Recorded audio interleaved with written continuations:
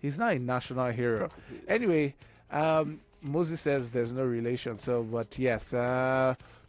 Moses, let's quickly talk about some corporate actions that happened last week. So, first of all, we saw that Connell marked down. Its prices were marked down by 2 naira following the dividend payment. Ex-dividend price was 13 naira. So, what was the dividend payment for Connell, if you remember? Okay? We'll get that out. CCNN, also known as Sokoto Cement, was marked down by 1 naira 25 kobo last week following dividend payment. His former price was 26 naira 25 kobo. Better Glass was marked down by 1 naira 7 kobo. But concerning this week, going into this week, we have a few corporate actions. Capital Hotels. Well, if you don't know what Capital Hotels was, it is now the company that is known as Hotels Sheraton Abuja. It's going to be holding its AGM on June 27th. AGMs are usually opportunities for companies to inform shareholders of the outlook for the current year. Also, if you've ever been to any one of those AGMs, you realize that we have like 27 or maybe 54 shareholders associations of Nigeria. There's either the Elevated Shareholders Association of Nigeria or the something shareholders of Nigeria. But generally, this is the place where you actually make your voice get heard. You might not be able to be heard in the boardroom, but at least you get heard here. MPF Microfinance Bank will be holding its AGM on June 28th. The dividend, if approved, will be paid that same day. The company has recommended a dividend of 17 kobo. Mutual Benefits PLC will be holding its AGM June 27th. Dividend will commence on June 28th. The proposed dividend is 2 kobo. MRS, the company will be giving out 1 for 5 bonus to shareholders on its register. That is at June 28th. There could be a slight rally in its price as investors take position to benefit from the bonus share. I'll get the exact date where it closes. Oh wait, June 28th is already here now. Yeah. But if the I don't know when exactly the what you call it closes, the register closes. But if you can still take advantage of that wouldn't be a bad idea. BOC Gases Nigeria PLC will be holding its general AGM on June 28th. Dangote Flour will be, I think that's already held its general meeting, June 22nd. Dividend payment of 20 kobo per share. Okomo Oil paying a dividend of 3 naira per share. It's financial year June 25th. Stock could witness a slight sell-off once investors receive their dividends. So basically, we're preparing for earnings season. Anything you think we should look out for? Basically, especially the banks, we are really interested in seeing the result of these banks, especially compared to 2017 where the yields were very high. So this time around the yields are quite low compared to 2016. So we want to see how this bank will survive in an environment where yields are going lower, and want to see if they can still match up with that 2017 performance. And again, we want to see the consumer goods, if they can still sustain that performance of 2017. But you know, the consumer goods, one of the things that helped them in 2017 was the fact that we had the FX crisis, and a lot of them people were looking inward, so it kind of benefited a lot of those companies. But you know, once Nigerians being who they are, as the door just opened, everybody just went back to normal places. So let's see if they can sustain those. Yes, and again, you know, they increased price again in 2017, many of them. So this time around, you're not increasing price. So let's see how you are able to do this time in 2018. True.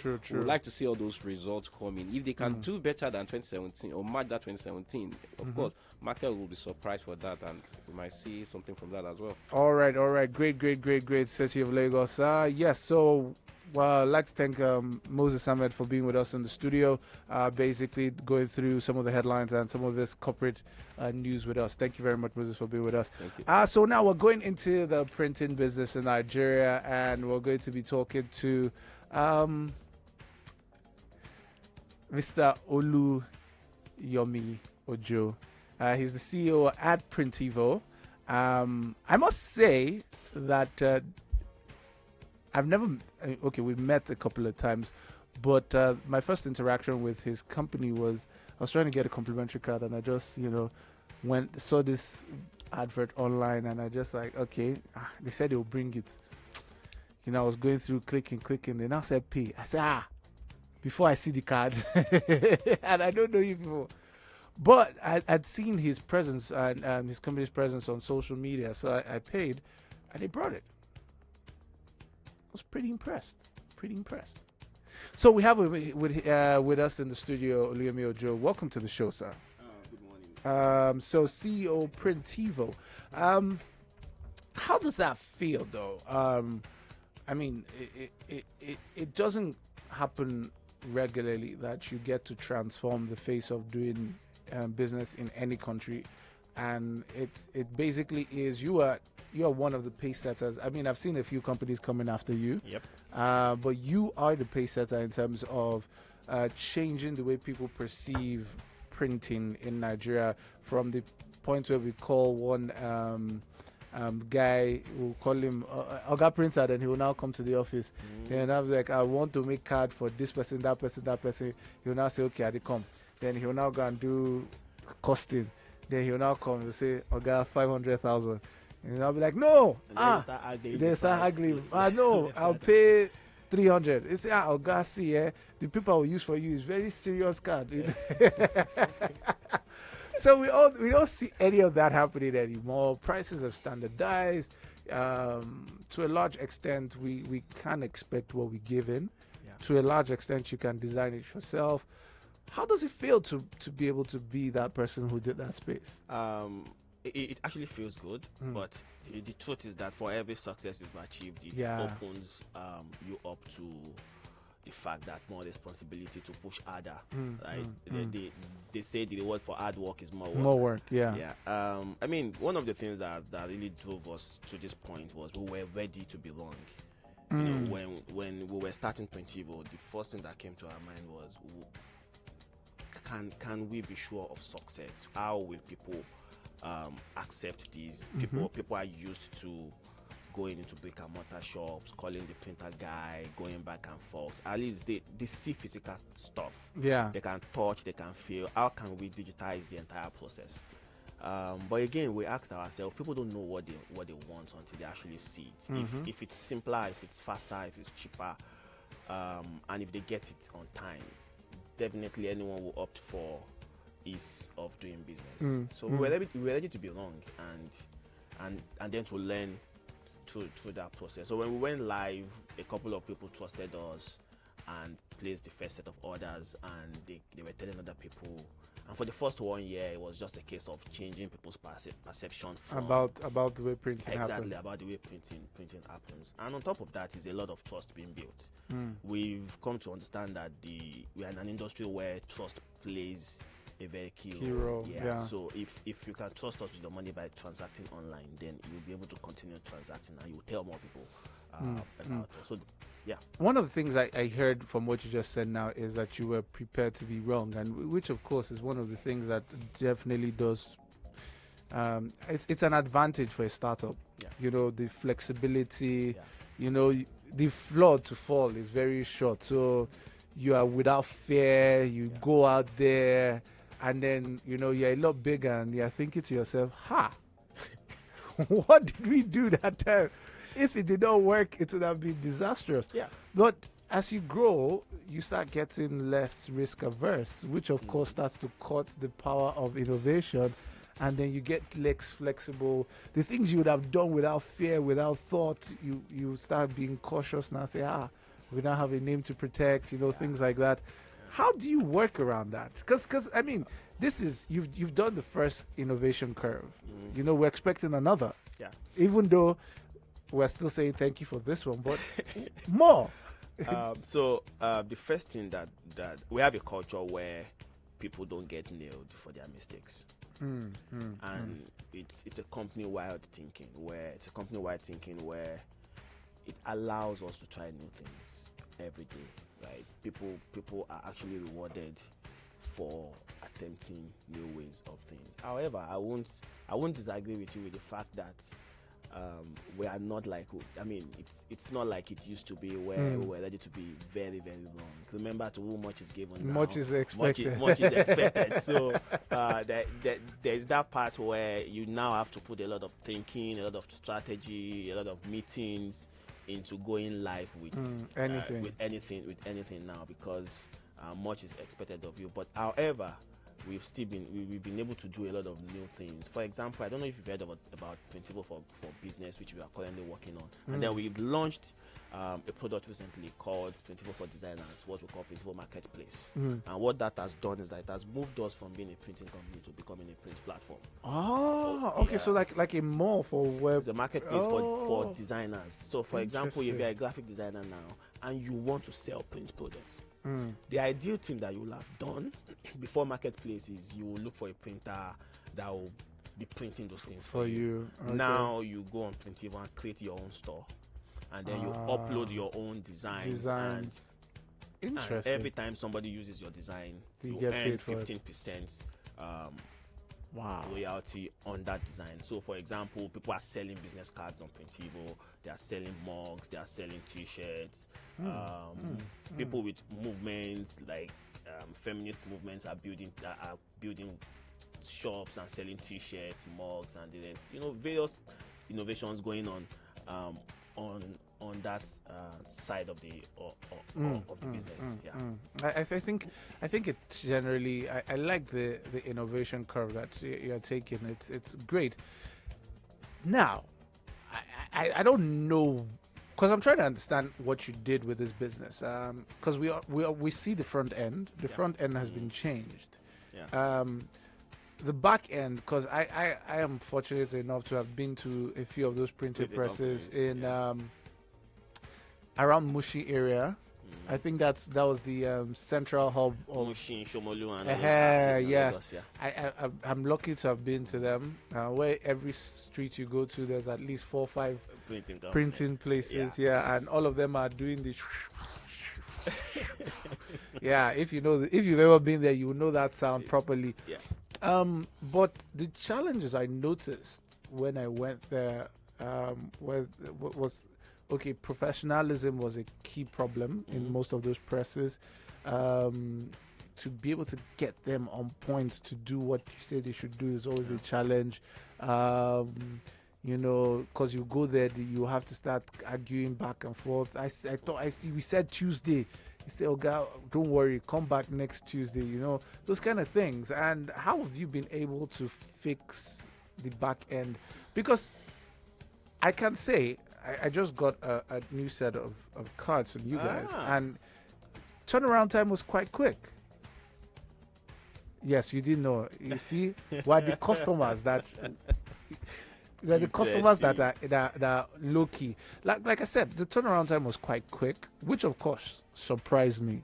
And honestly, I won't lie to you, it was after I got the cards that I reached out to you again. I was like, please, can you come on my show? Yeah. And then you say you're traveling somewhere. I was like, serious man. But the idea is that, how did you get the turnaround time to be so short? 4 years in the business, we've been able to learn and unlearn so many things. We've realized that to a large extent we need to actually own part of our own operations, especially in the Nigerian market. That enables us to do a lot of things quickly and create our own processes around these things. Instead of just copying and pasting the processes that actually don't work. So currently, Printivo actually has its own fulfillment side of the business.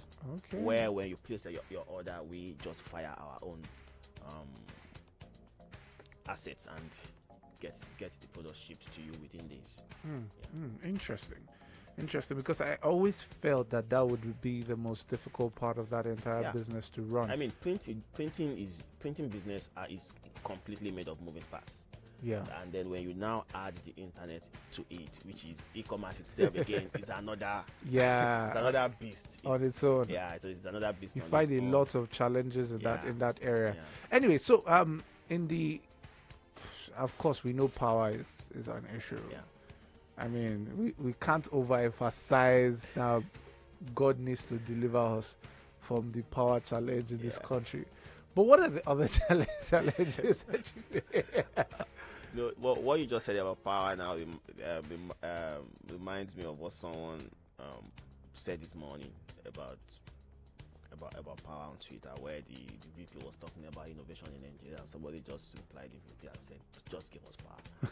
And I mean, the reality is that power is a huge problem, but we are not just the only one in that shoe. Several other businesses in that shoe. But on top of that, there's also the problem of talents, and we are in an industry that has that is where the production end is predominantly controlled by artisans, right? People whose work ethic you actually have to work on.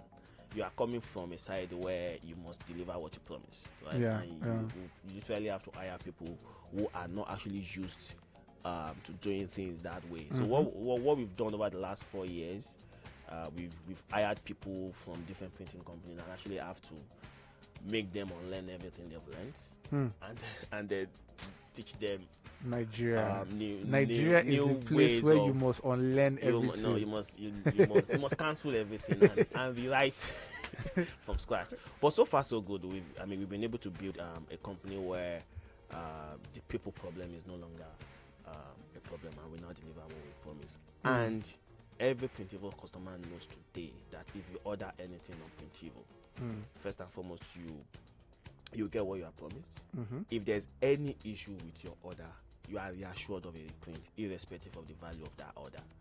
And if eventually we are unable to solve the problem, you will get your refund. And that, to a large extent, as we've been able to build trust. For us, we are not in it's not an e-commerce business or a printing business. It's a trust business. We're actually trading in trust. True. We are like any other e-commerce business that will do pay on delivery. From day one, from the day we throw our doors open at Printivo, we said no pay on delivery. So every order we ship is prepaid. All right, I want to go into something that I'm not sure you are prepared to do, of course, because this is prime time radio, and you know that everybody is now listening to you. The time I heard you actually give this story, you were speaking to university students, and I'm not sure you were thinking that cameras were watching, so that one you might have hidden that part. But I want to ask about how the business started for you. Because I do know that you were trading to some extent in some sort of cards at your university days. So you're taking me back in time. So I want to know where this started from, because it's always great for people to know what started this Printivo journey. Yeah. So do tell us about that before. So I have to come from a family where most of us are very artistically talented. We draw, we sketch, we create stuff. And I left secondary school, and I just wanted to do stuff. And I was making handmade cards. And if you know those days, 2001, 2000, GSM phones were not mainstream. Sure. People really didn't have access to the internet. So one of the best way to communicate how you care to the people around you was via cards. And the handmade cards were actually the inks. Yeah, they were the ink thing. So it made it look like you actually put some effort into exactly. it. You just you could just go and buy one printed card and wrote the person's name on it. Yeah, for you guys that don't know what he's talking about, this was just a couple of years ago. Maybe not a couple, but 18 years. It's not a couple of years. I mean, people born those days. They are going to vote because I next know year. that a lot of people who listen might not be able to understand that you went to buy handmade cards. For so I was doing those stuff, and we had this neighbor who was schooling in Lasso, and it was like, you can sell this thing. The greatest school in the world, by the way. Now I remember that. So it was like, you can sell this thing to students, and you make a lot of money. And I took 300 naira from my mom, added it to what I was doing, bought cards, did those stuff, packaged them neatly, and went with him to sell to his schoolmates. And that day I came back with 1,000 naira, which means I grossed out 700 naira. Yeah. And that was the day Printivo was born. Well, technically. And this was far back 2001. And for me, it was like, geez, I can actually make this. And I did that. Got into the university, did that for like 2 semesters. and then GSM went mainstream by 2003, 2004, and people will look at your cards and they'll copy the message on your card and send it to their loved one as SMS, and that literally crashed that business. And yeah. I, as a student, I learned graphic design, started making t-shirts, became the print guy on campus, and left school, started a design agency called Urban Days, ran that for a couple of years, and I mean the business is still active now, and got stuck with printers because we were creating ideas for companies. We need print services for our campaigns and all that, and every time we want to work with print companies, it's always an issue. The Baba would disappoint you. You literally have to go to the print shop to actually go and fight, and I mean physical fight, to get to get your stuff out. And one day I woke up, I said, you know what, I'm going to be the printing company, and that was what gave birth to what became Printivo today. And I mean, I just know the journey of. Yeah, just summarize it into a minute or so. So because City of Lagos, I needed to, because sometimes the innovative end looks so very bright and you don't realize where it came from, and that was so. And this, of course, is where I was going to. What is next? Because you innovated from drawing on cards to printing T-shirts to printing company, and then you went into design. Now Printivo. I mean, the future for Printivo. Okay, you already talked about the mall. The marketplace. Because I mean, we're always looking for what the innovative curve with printing is. What's the future? Is it that you're going to start printing mines, or what is next? What is next in the future? So, if you look at global trends around the printing industry, you'll notice that the print media, there has been a huge decline. Yeah. And I mean the newspapers, the magazines, and the rest. And that's basically because it's actually not about what is being printed, but about what is being printed on those things, which is the content. Yeah. So the moment the content moved to the task fair, that caused the decline. But what that has also done, again, is it has actually empowered the ability to scale commercial printing. Because now print companies can reach more customers via the internet. Yeah. And for us, we've built another layer of customization where it's no longer printing for businesses, but print for everyone, which means you can go online and create print products for yourself. And not just create for yourself, you can also sell. You know the funny thing about it, I actually did, in this middle of this discussion, I thought about printing a T-shirt and a mug for someone. I mean, in those days, you would have to call someone to do those things for you. So the middleman part has been taken away, right? And the power has been moved from the middleman to the customer themselves. Yeah, fantastic. And then we've also now used that to also empower the customer to be able to sell print products. So the future of print is actually customization. People being able to order prints on demand, as against someone telling you the minimum you can print is 500, 1,000. Yeah, like you can do it on demand, fast, easy, delivered to your doorstep. And if you look at, global trends, that's the segment of prints that has been growing over the last couple of years, and more projections have been done concerning that segment also. All right. Thank you very much, Oluyemi Ojo, for being with us on the studio. CEO, Printivo. Basically, we've tried to run through the history of Printivo in this less than 30 minutes. Been a fantastic time. Thank you very much for being with us. Thank you very much. Thank you for having us. Finally. Also, I want to thank Moses Ahmed for being with us on the show, Investment One analyst over there. Thank you very much for being with us on the show. So, City of Lagos, still a very young morning. If you look at your timepiece, you'll find out that it is. I'm trying to stall because I'm seeing the seconds count down to 9. It is 1 minute after 10. Still a very young morning, City of Lagos. Do go out and be profitable.